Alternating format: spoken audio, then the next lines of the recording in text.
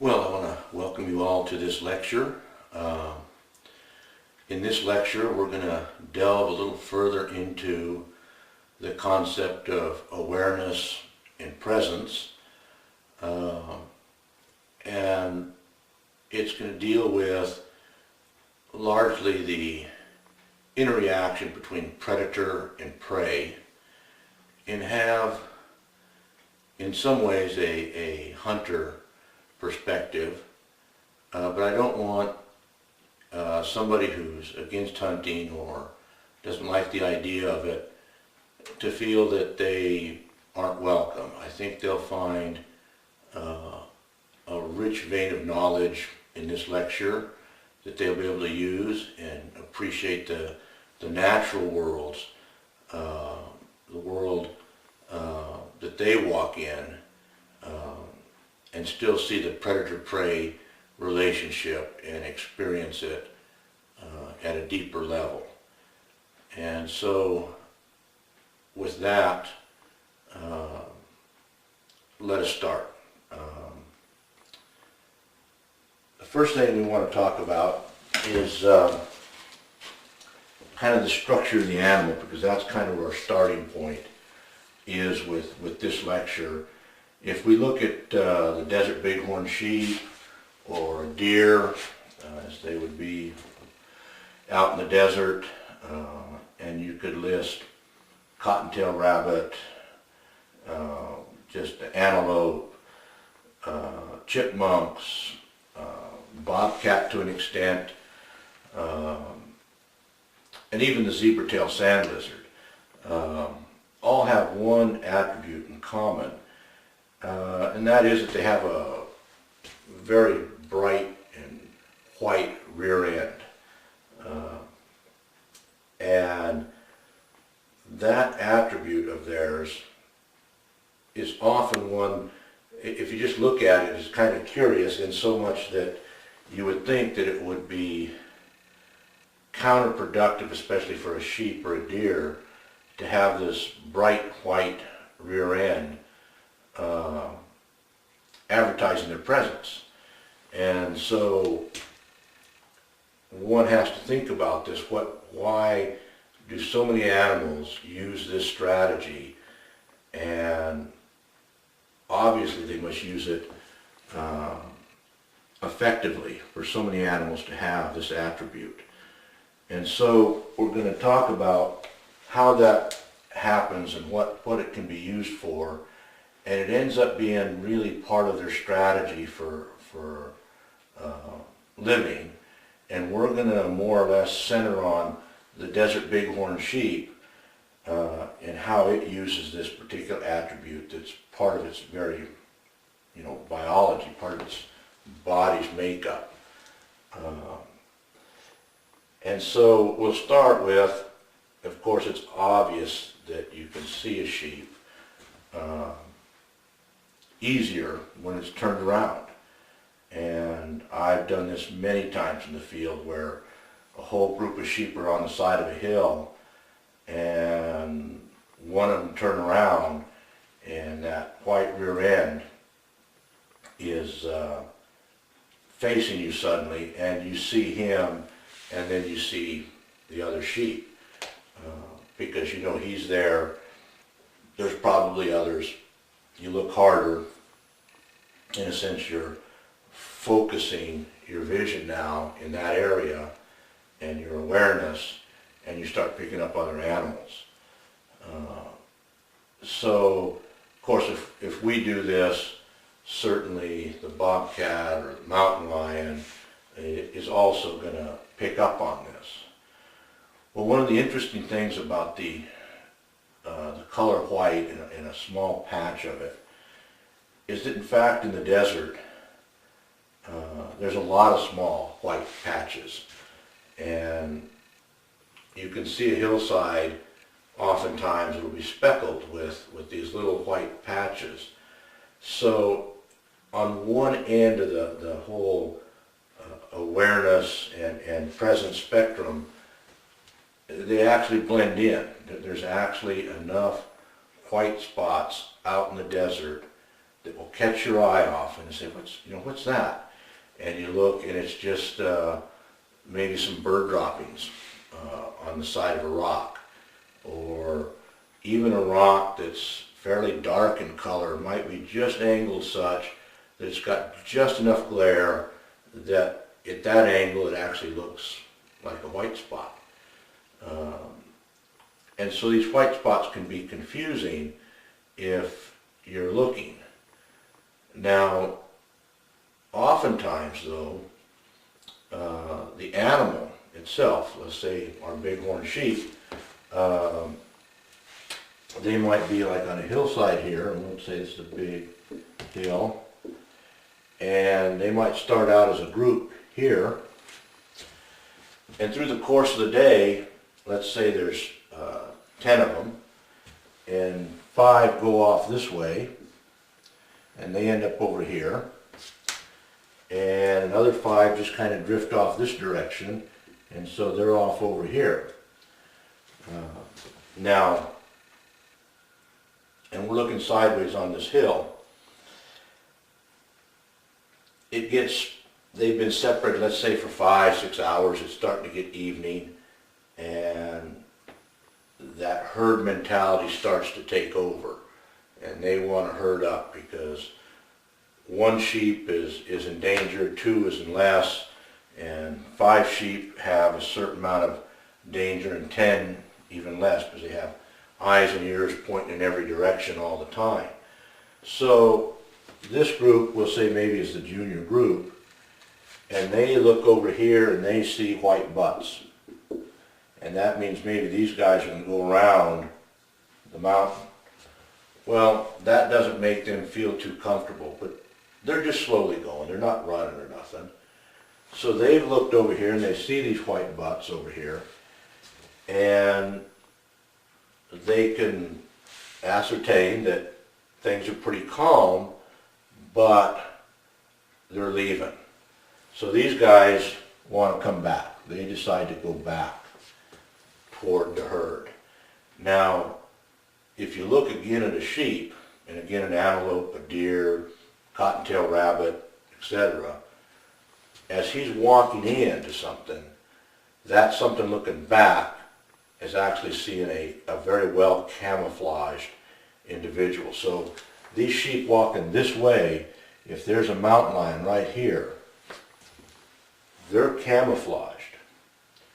And of course this mountain lion would then be seeing these guys. He's seeing their little white rear ends, and they're leaving. So he's probably starting to slink this direction. Now it could be a human hunter, this could be a bobcat, maybe it's a couple of coyotes and they see some white rear ends and they think, well, they can tag team a ewe and get a lamb out of this situation. So they're slinking along this way. Now, these guys are camouflaged moving in this direction. And so you got the whole group going this way. Well, if they come up either by wind or sound or whatever, they become aware. Let's say by this time they're right on top of him, basically. And they become aware of that mountain lion. We'll just make it a mountain lion for this particular example. Well, what they're going to do is they're going to panic. And they're going to take off like so. They're going to leave the country. Well, if you remember, our 4 or 5 guys over here, they're walking this way, but they're milling. They're just kind of looking it over, eating this, eating that, but they're heading that direction. Every now and then one of them's looking back, and they see white butts here splitting. Well, they've just been notified.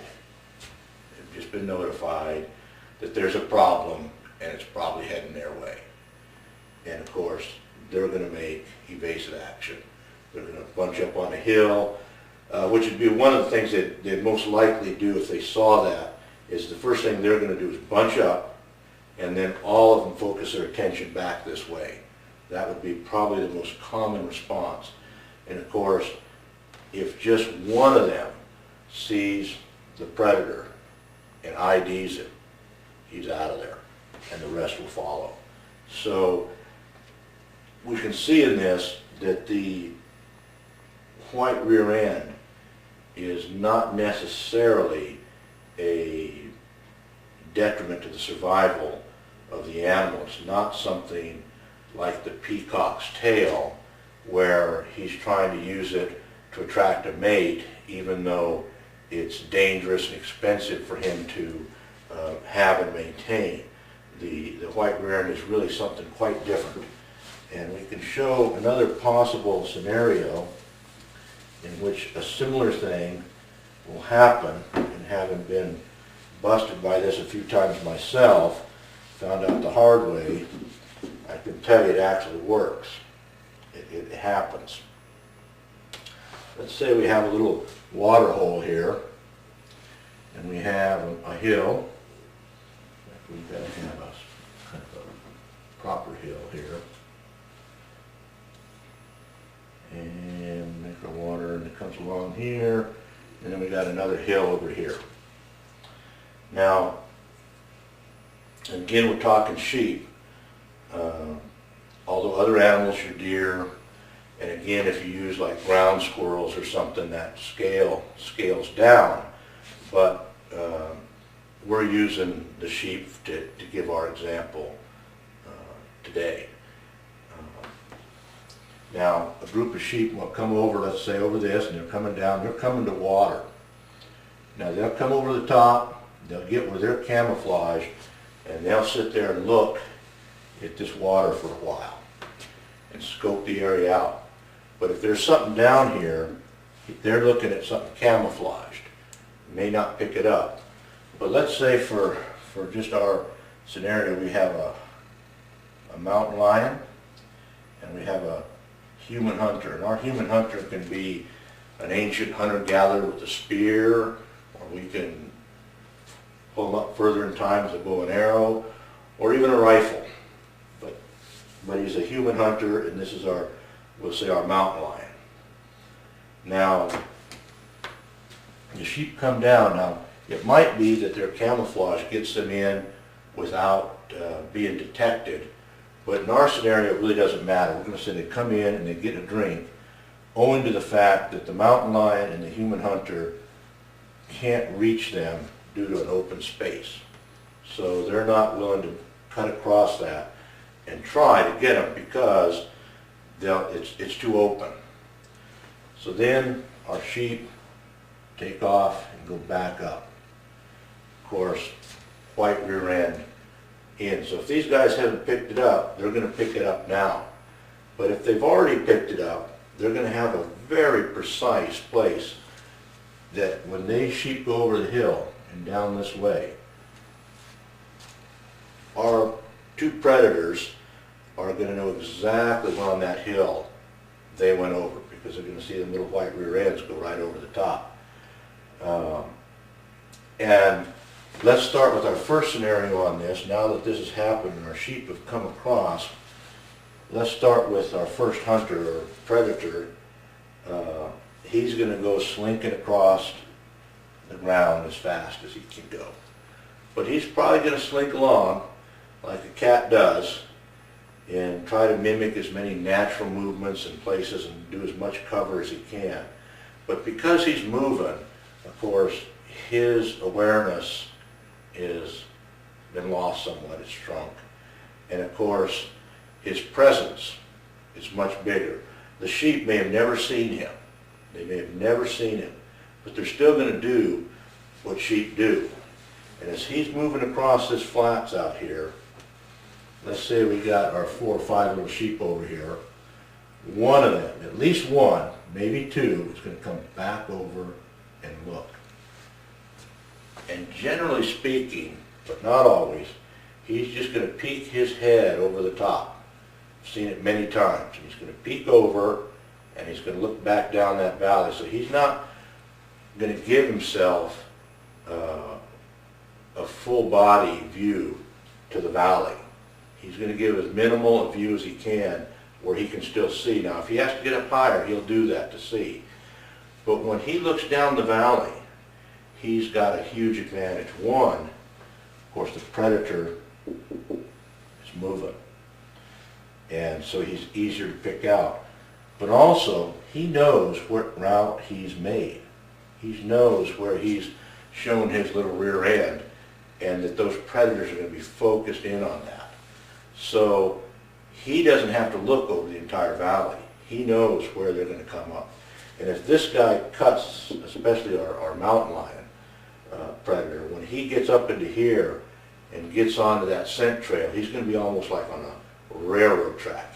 He is going to be absolutely focused where he's going. He's had a visual clue as to where they're going, or actually sign, and now he's following scent. He's going to go right on up there, just beeline it. Now, of course, because this guy's camouflaged and he is projecting and looking down this way and knows where to look, and this guy is in motion. This guy's probably up here standing still. Much easier to see our mountain lion. And of course, what he's going to do is he's going to take off running. And when he takes off running, every one of these other guys is going to know that something dangerous is following them.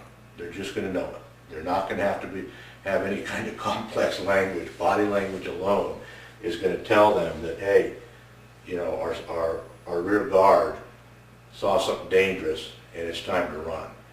And so they're going to do that. Now, our next scenario was our hunter. And the first part of it is going to be pretty much the same. This part here is going to be the same. And if our hunter, our human hunter, takes off as soon as they go over, he's going to be busted, and he's going to go home to his wife, his kids, and say, you go hungry today. His parents, if they still living in the tribe, are going to be ashamed of him. It's going to be bad news. He's under a lot of pressure to deliver, and this is something we modern humans sometimes don't appreciate, the pressure that some of these ancient hunter-gatherers were really under. But he's been in the field before. He knows the gig. And so he's waiting for this guy to come on over the top. He's not broke cover. He's waited. Now, after this guy's come up the top, has been satisfied that there's nothing following him, he's going to want to get back to the herd. He's going to want to get back to them. So he's going to turn around fast enough to catch up with the herd, but not at a panic rate. And they'll be able to pick up the body language that he's just catching up, and there's nothing really to worry about. But there is, of course, in this case. We have a human hunter. Now, not only was he able to wait, sometimes the cat might have been able to wait. That's about as far as he's going to take it. But our human hunter knows that if he comes around this way, there's going to be possibly a wind situation that these animals will pick up.